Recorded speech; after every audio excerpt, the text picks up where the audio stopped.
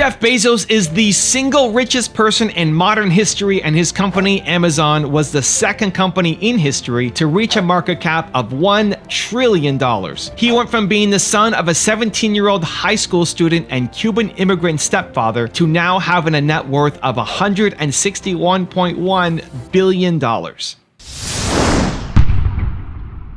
Need motivation? Watch your top 10 with Believe Nation. Top 10, I got a top 10. Got my motivation high for my top 10. Gotta learn from the wise women and men all my life. Like na na na na.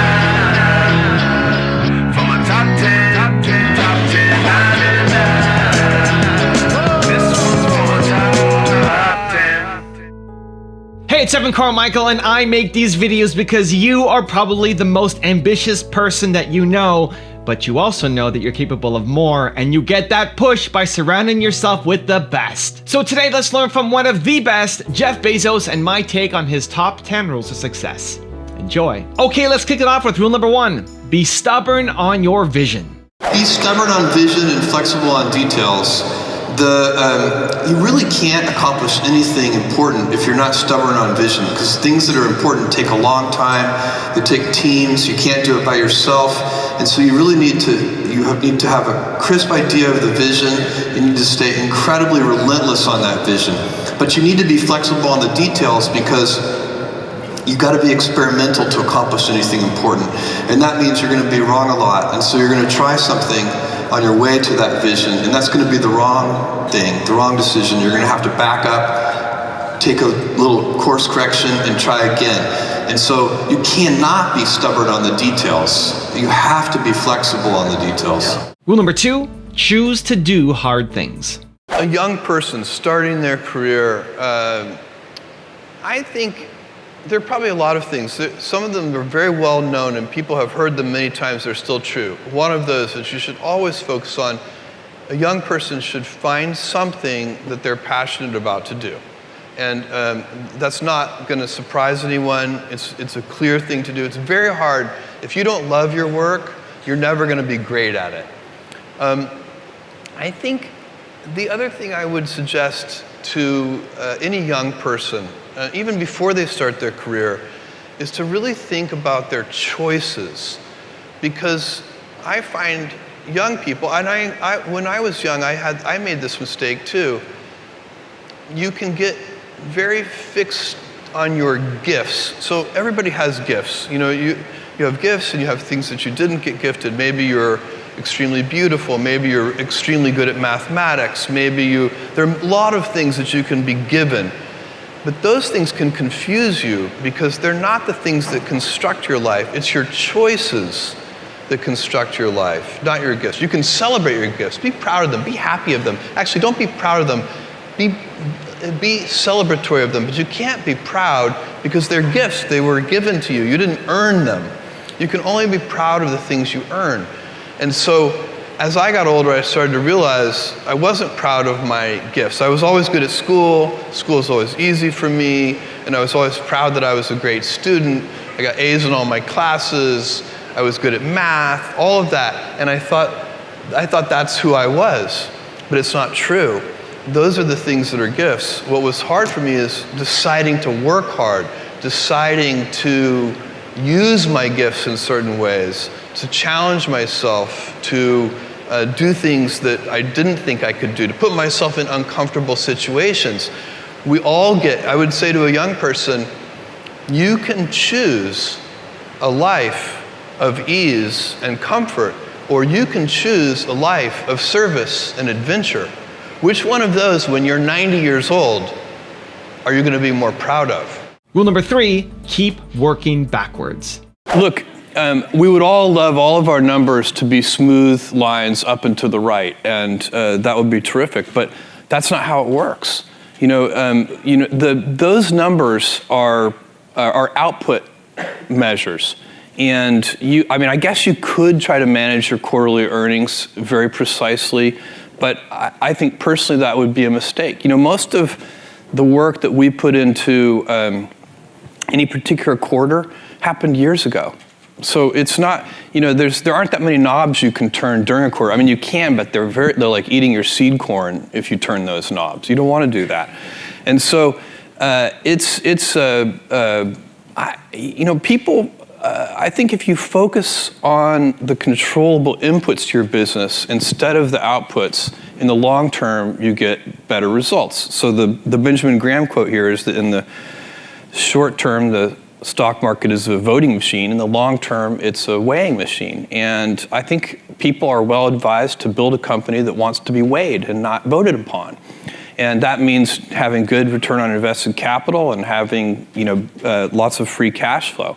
But if I said, here's a job I would reject. If somebody came up to me and said, Jeff, I want your job to be to drive up the Amazon stock price and just manage that directly. Now, this might sound ridiculous to some of you, but many companies actually do this. They actually go out and they try to sell the stock. That's kind of the final output. And it's much better to say, okay, let's not do that. That's not going to be sustainable. It's kind of a silly approach. What are the inputs to a higher stock price? And you say, okay, well, free cash flow and return on invested capital are inputs to a higher stock price. Okay, so let's keep working backwards. What are the inputs to free cash flow? And you keep working backwards until you get to something that's controllable.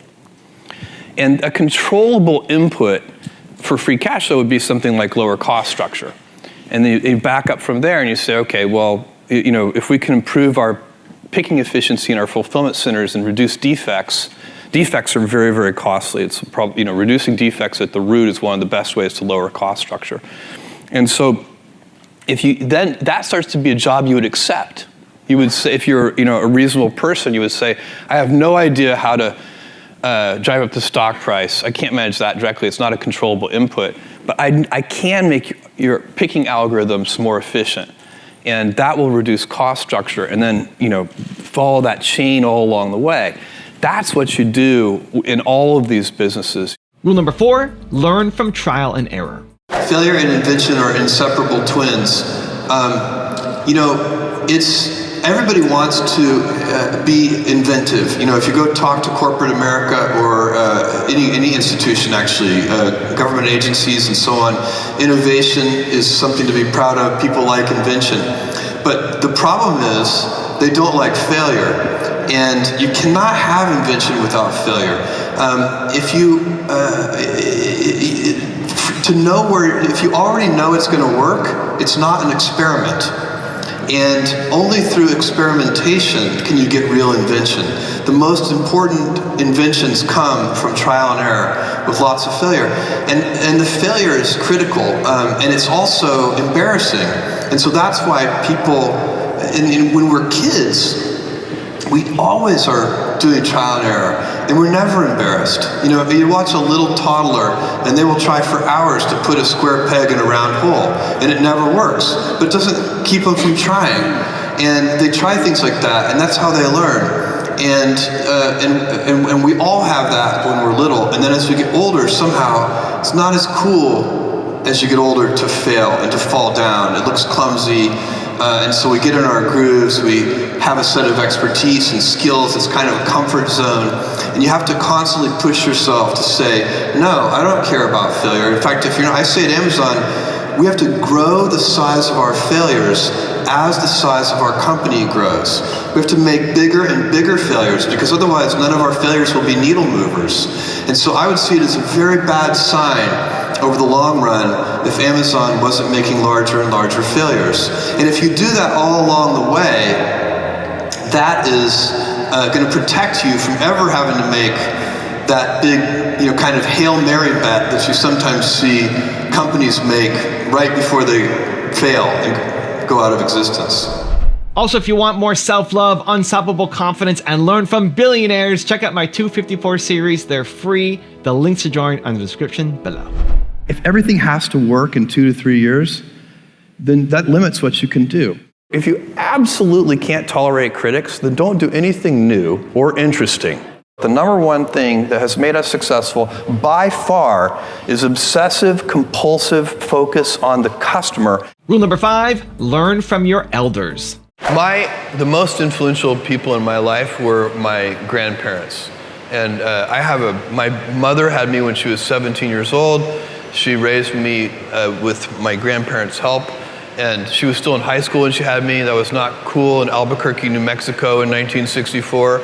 But she did an incredible job. But I was lucky because I had not just her, but she married my father when I was about 4 years old. He has been a huge influence in my life. But my grandmother and grandfather were like second set of parents for me. And you learn different things from them because they're at a different stage of life and they know different things. They're calm about certain things. It was a huge gift to me. My grandfather had a ranch in Texas, and I spent all my summers there from like age 4 to 16, and he was the most self-reliant person.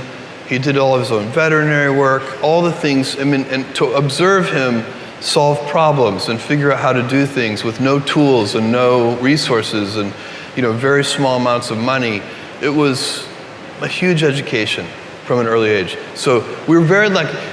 One of the things that I know people who they don't have great family situations, and sometimes they break that cycle, and they are the ones who pull out of it. Those people are the ones I reserve my highest admiration for. Rule number 6, don't do things you'd regret. As the owner of the Post, I know that at times the Post is going to write stories that are going to make very powerful people very unhappy. And are you upset if they are writing critical stories about Amazon, which they do? No, I'm not upset at all. When I first bought the Post in 2013, never. And I never. No. I would be humiliated to interfere. I would be so embarrassed. I would turn bright red, and it has nothing to do with. I don't even get so far. I just don't want to. For me, it would feel icky. It would feel gross. It would be one of those things when I'm 80 years old. I would be so unhappy with myself if I interfered. Why would I? Yeah. I want that paper to be independent. Rule number 7, have multiple paths to yes. Amazon, one of the things we try to do is have multiple paths to yes. And so here's a little thought experiment for you. If you are a junior executive at Amazon, and if Amazon did this in the typical kind of corporate hierarchy way, you had an idea. You need to get your boss to greenlight that idea, and then your boss's boss needs to greenlight that idea, and then your boss's boss's boss needs to greenlight that idea. There are probably 5 levels or more before that idea gets the go-ahead. Assume instead that you're an entrepreneur with a startup company idea and you need venture capital.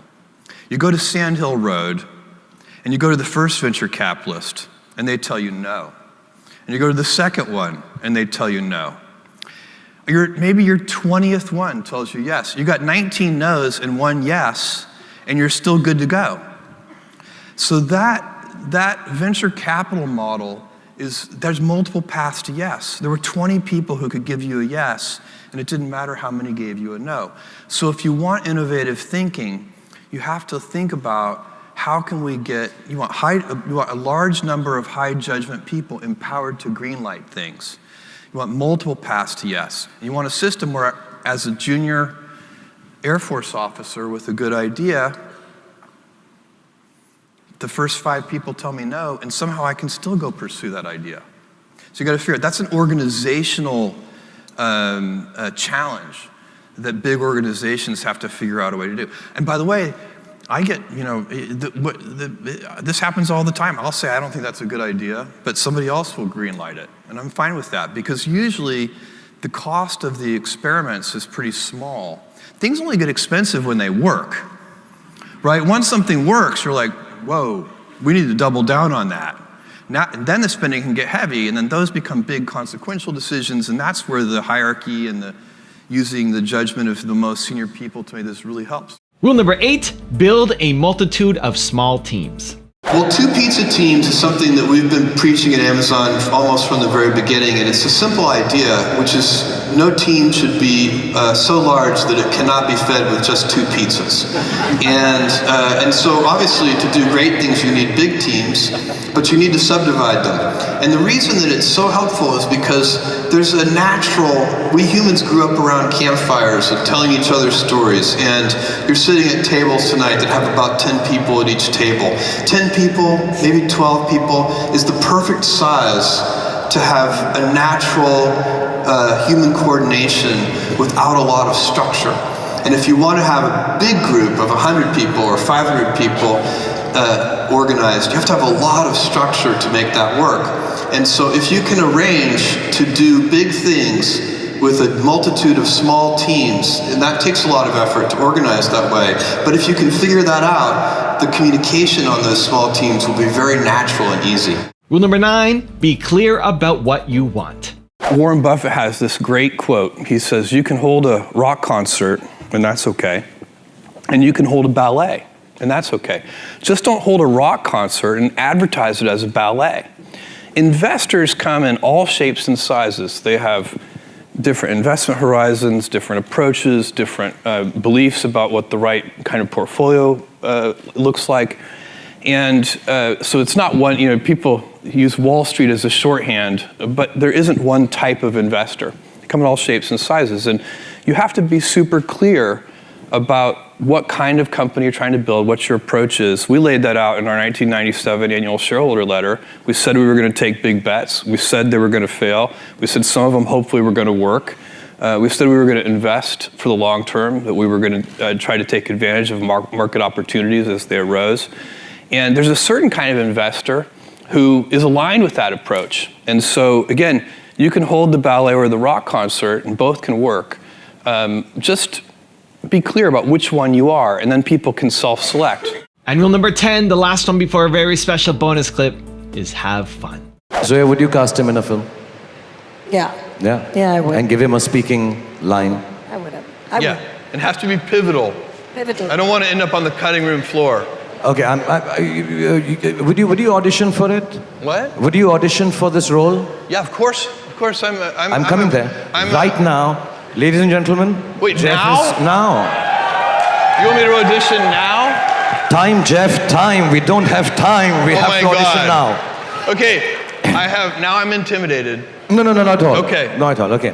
So the line is a film her brother directed, I acted in. Okay. And because you're so busy, and we're extremely thankful, all of us, including me and Zoya, everyone backstage, for giving us your valuable time. It is impossible to get a gentleman like this, who's so inspiring, so wonderful, telling us such nice anecdotes from his life, and talking about business, and to young entrepreneurs and all the youngsters who are listening to this. Because his time is so precious, it's difficult to catch him. The line is, in Hindi, oh, no. Say after me. In Hindi? Yeah, this is the alien language you have to speak in. All right. And we'll put the universal thingy on you. So it is Jeff ko pakarna mushkil nahin. I have the same accent as him, huh? Mushkil nahin. Namumkin hai. Okay, make it universal. Universal, impossible hai. Impossible hai. Absolutely, guys. Jeff Bezos. Now I've got a special bonus clip from Jeff on how to spend your time wisely that I think you're going to enjoy. But before that, it's time for the question of the day. I want to know, what is the hard thing that you need to step up and just do? Let me know what that is. Put it down in the comments below. And if you made it this far in the video, you're still here watching, give me a hashtag believe down in the comments below. I want to celebrate you. We don't just watch videos here, we do something about it. So give me that believe in the comments below too. We don't meet with our biggest investors. We meet with investors who have low portfolio turns. So, investors that have, many investment funds have very high portfolio turns. They turn their portfolio multiple times per year. They're not really investors, they're traders. There's nothing wrong with that. It's just a different thing. But where are you going to spend your time and your energy is one of the most important decisions you get to make in life. We all have a limited amount of time, and where you spend it and how you spend it is just an incredibly levered way to think about the world. And so if you're going to spend time, explaining the stock or the company, really, we don't really explain the stock, we explain the company to people, you should do it to people who are long-term investors rather than traders. That's our point of view.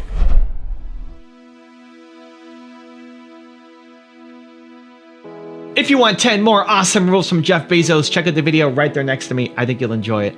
Continue to believe, and I'll see you there. The people who really excel combine gifts, and hard work.